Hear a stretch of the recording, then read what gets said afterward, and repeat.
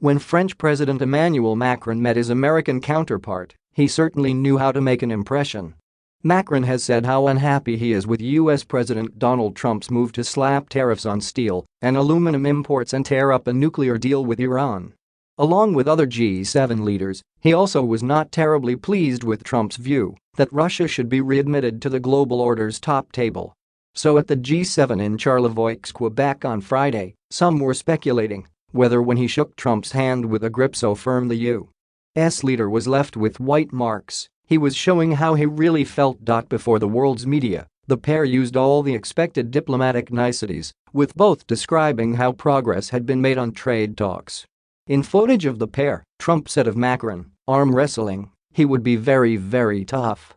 He's my friend, we have had a great relationship from the very beginning. What followed was not arm wrestling, but was certainly a hand tussle. Straight from the alpha male playbook, Macron first gripped Trump above the elbow, offered his hand palm up, and then they pumped hands for several seconds.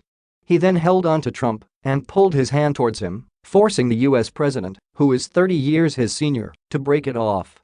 A photograph taken shows just how tight the handshake was, with Trump's hand left with a white mark. Later on, they shook hands again, but this time it was a lot softer. The whole interaction was not as long as the epic 25-second handshake when Trump visited Paris last Bastille Day, when it appeared that Trump simply would not let go. Awkward handshakes are nothing new for Trump, just ask British Prime Minister Theresa May, Supreme Court Judge Neil Gorsuch and many more. When May first visited the White House, he gripped her hand as they went down a slope. He was also very forceful when he shook the hand of the Japanese Premier Shinzo Abe at the White House in June 2017. But Canadian Prime Minister Justin Trudeau was more than a match for Trump in his first meeting with the U.S. president. However, German Chancellor Angela Merkel did not get a response when she asked Trump for a handshake at the White House.